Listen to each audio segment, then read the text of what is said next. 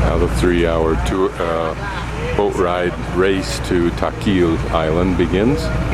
Aquel pequeño, ¿ve? Que está anclado frente a aquel edificio anaranjado.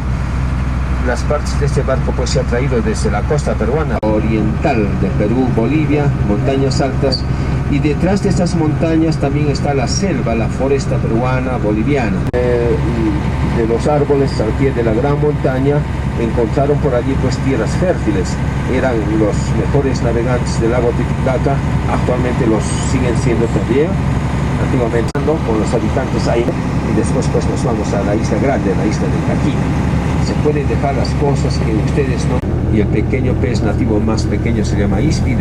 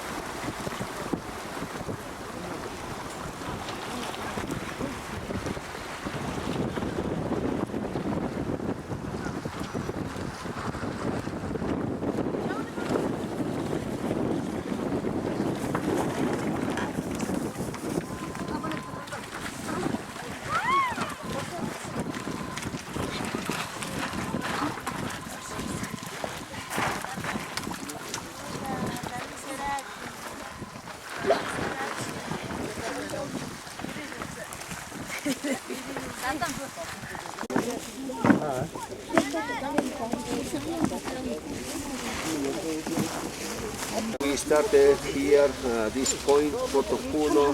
What about here, this place? This is a big bay. Over there are 2 peninsulas.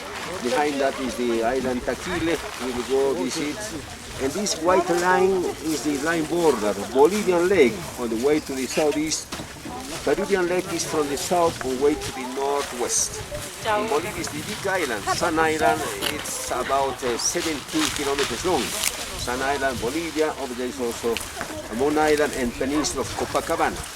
In Peru we have important islands, Island Taquile, Island Amantani, and there are much more islands.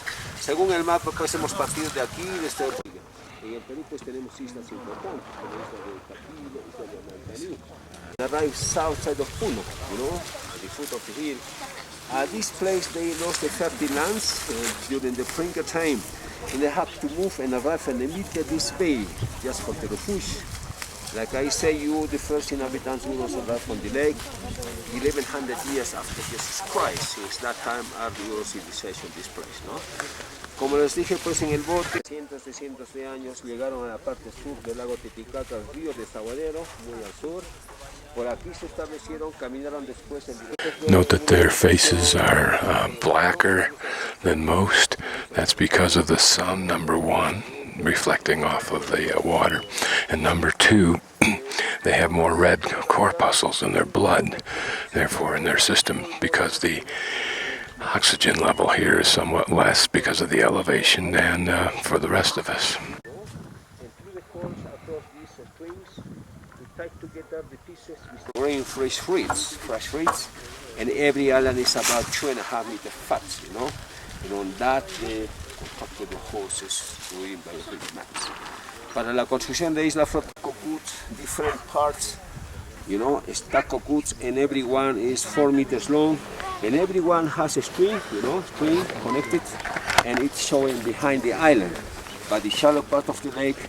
And they also planted over there another stack of boots. And the string this, the core this, we like to connect the other stack over there. And this island is fixed now, this place. But sometimes these people change the place, the island. They move the whole island with the whole families along the river, probably 1 kilometer, 700 meters, 500 meters, you know. And they would like to anchor the island again somewhere. Es posible también este.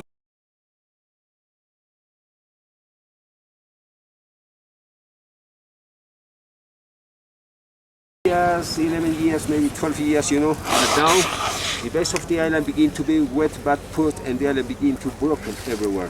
And before disappear one island, these people constructed a new island in about 5 months, and the families moved from the new island.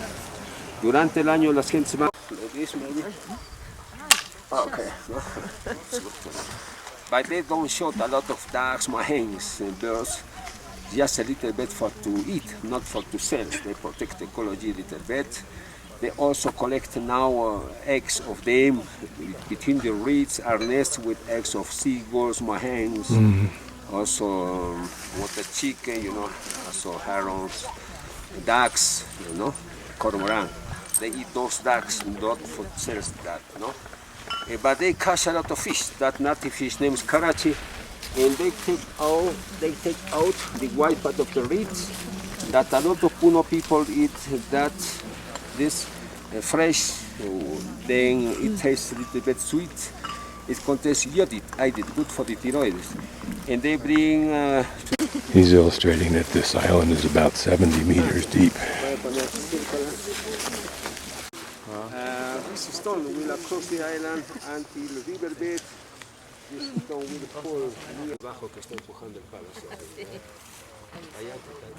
It's interesting, as you walk along, you see my foot sink down. It's like walking on a reasonably firm mattress.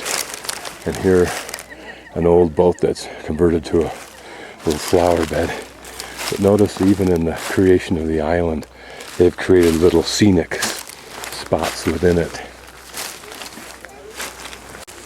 Here are reed mats, and you get an idea of how they do these buildings now. I don't know how they made them upright in the past. Maybe they imported wood from elsewhere. Here, this house sits on a mat, a thick mat of cross-bedded reeds. You see how they're made.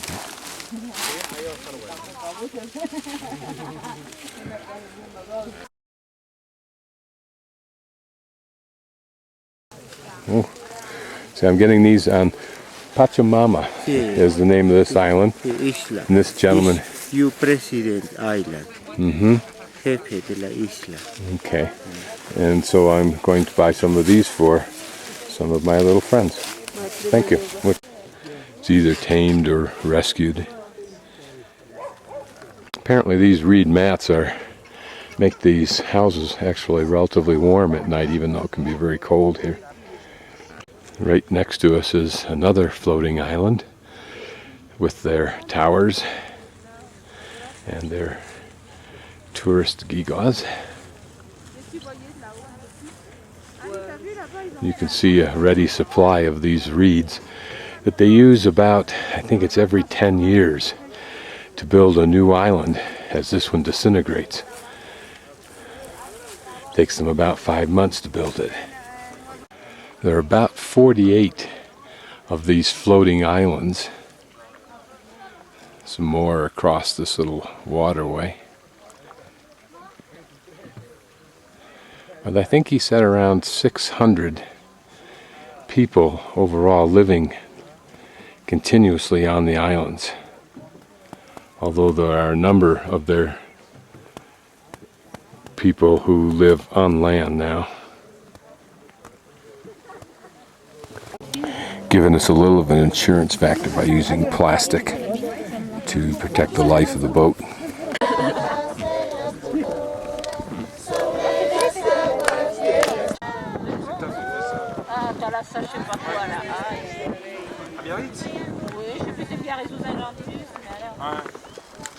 It looks like a solar powered. Ça encore, ça me déplaît pas, mais... Ah, j'aime pas l'odeur. Là, ça flingue.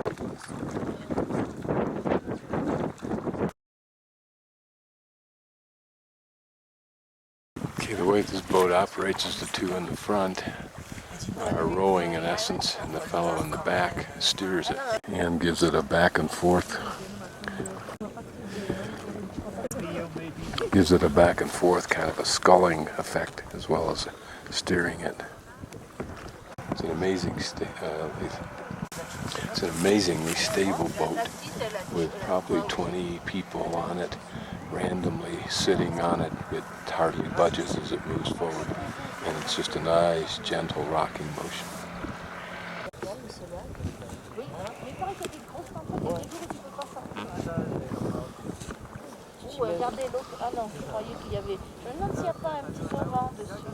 The irony is that because they don't wear shoes on the island, their feet get soft, so when they go on land, it's the opposite of what we would expect of indigenous people. They have to walk very carefully because it hurts.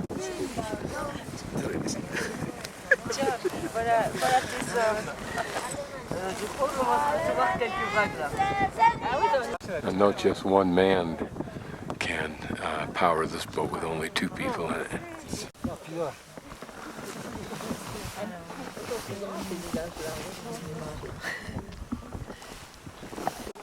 A large, modern, expensive hotel, and then with irony, reed shacks.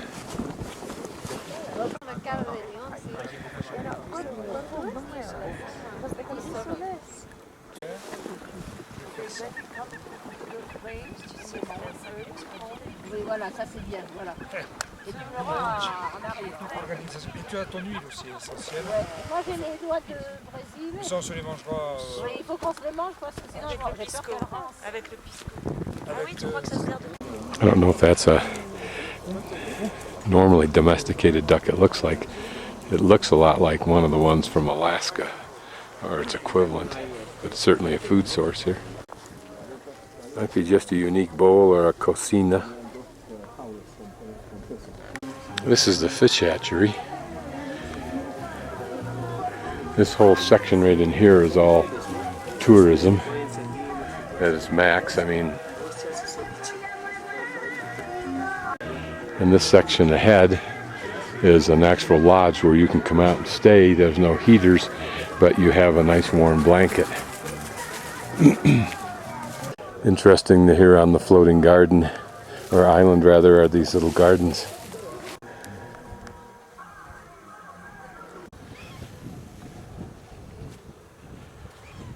City of Puno way in the background.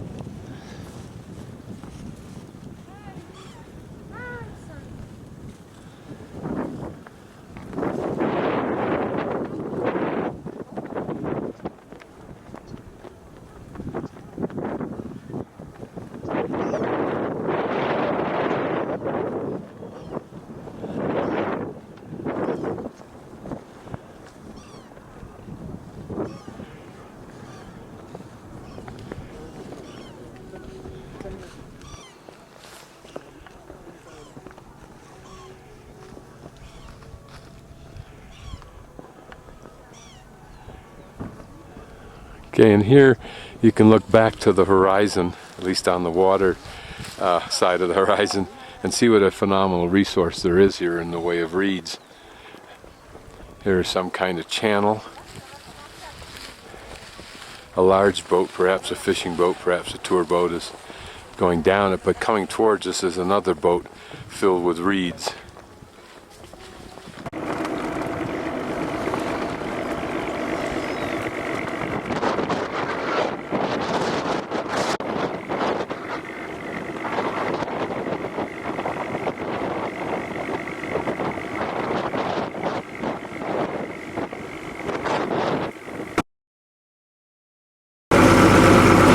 The skipper was using his ability to steer the boat because the pulley that holds one of the chains on the left side was broken away. One of the bolts came loose, so now he's using the manual rudder.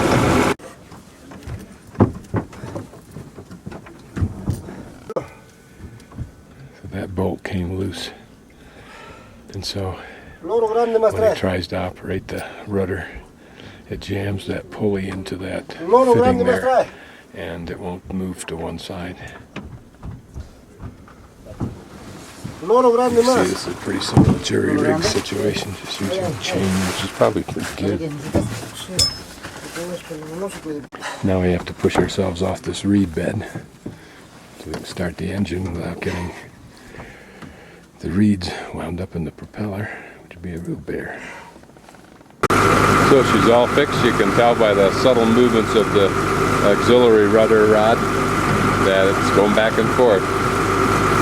It's interesting how incredibly ill-prepared they are with tools.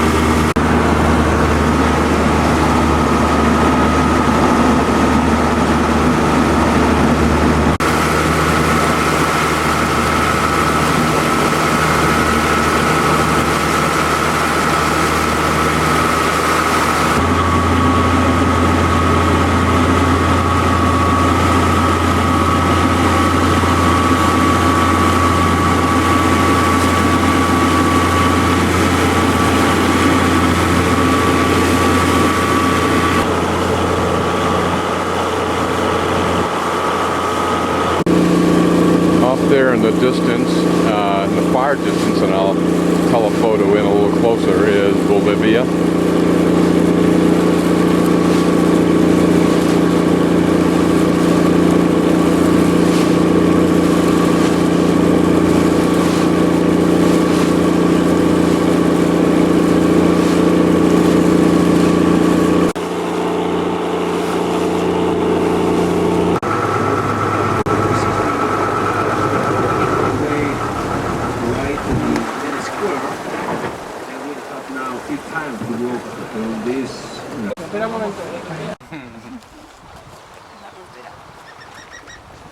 ¿Tienen también ustedes pájaros carpinteros allá? Son estos pájaros.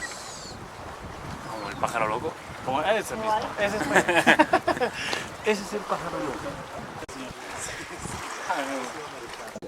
Pero en realidad es un signo de esta flor de buen augurio, como decíamos, ¿no? Aquí cuando se hacen celebraciones de festividades y todo ello, aquí en la isla, pues... It's the national flower, apparently. This pathway is an Inca trail, but restored over the last century. Now these pretty plants are potatoes.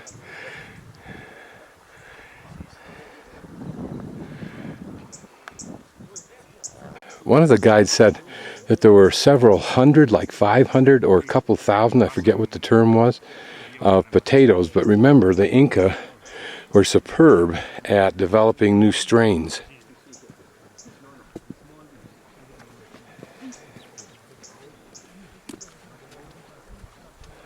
This is Muño, and when you Muña, excuse me, and then you smell it, it's mint-like, and it's used like we use mint and other products similar to that, stomach ache, that sort of thing.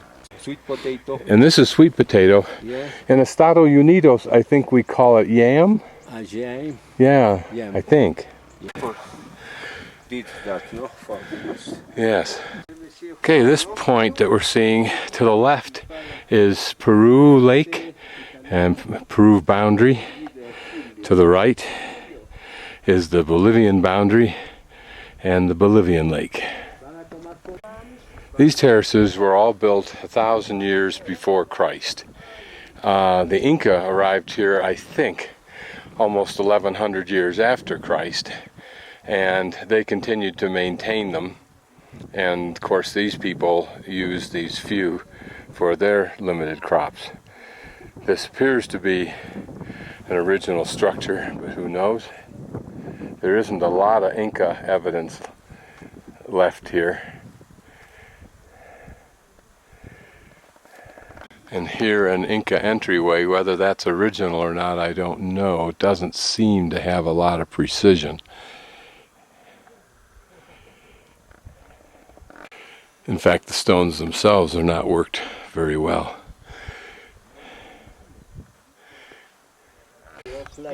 The guide that you can hear speaking behind me speaks English, but not as well as his German. He speaks Italian, French, Spanish, of course, a little bit of Japanese. Been doing this for 17 years. The lake is over 3,800 meters. Yeah. Now we are about 3,000.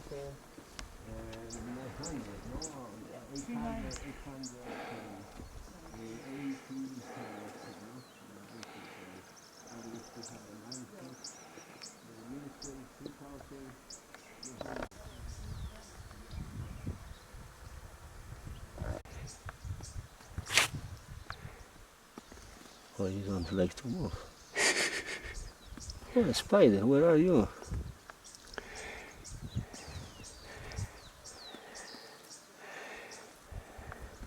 Está corriente. He don't like to move. But And these are pinto beans. some birds names Chihuanco. Language German language. That bird names Schwalbe. They eat that red fruit. And It's so sour. But the ancient Taquile people and now too some of them use that red fruit see? to paint it, to make for colors, yeah. colors their clothes. Why? It's called Chitincoya. Sweet. Like cherry, but far too sour for humans to use. Little community area here.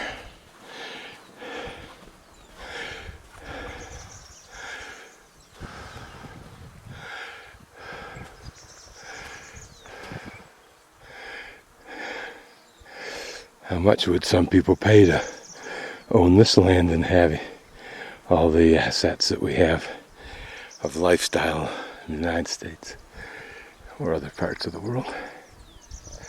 Notice that this gate uses old tire treads for the hinges, and apparently tire treads are used by the women as sandals in this island. Pretty location for that house. Close up of the pinta bean plant apparently. And another good excuse to stop walking. Some of the bean flowers, and they're apparently the beans. Okay, this is the arch entering the town square. Much of the clothing that people are wearing is actually made here on the island.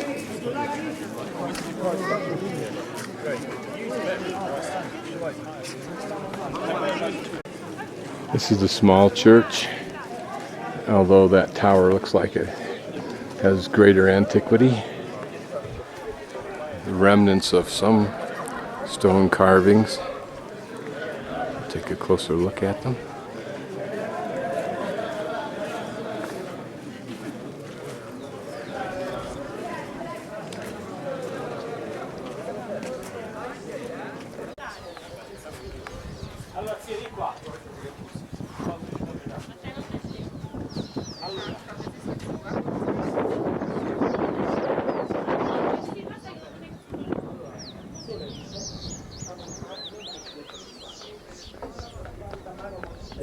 Almost all livestock are tethered for the day somewhere, and that's just not in some farmer's area, but all along the road from Cusco to here. This is the technique you saw. Herds are not very, very large. If there is a herd of maybe 20 or 25, then there'll be 1 or 2 people with them all day long to protect them from the threat of puma, and probably to keep some control, but they don't seem unruly. A few minutes ago, this little girl was just concentrating on her hands, and I wondered, what was she thinking about? She's apparently in charge of this little stand. This is the main public building, which looks very modern, as someone commented. The door there is quite small, for the simple reason that this was for the people who live here, and they are of short height. Here's someone's pretty little house. Looks neat. Notice the clothesline. Notice the flower plants over against a wall that's been made purposely to hold flowers. For its rustic, primitive poverty, if that's what it is, that's a very neat little piece of property. And I think the use of the word poverty has to be ill-considered or reconsidered in the context in which you find it.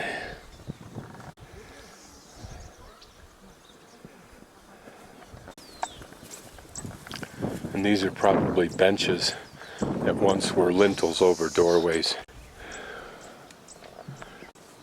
These may literally be the nicer homes, but such a pretty little place.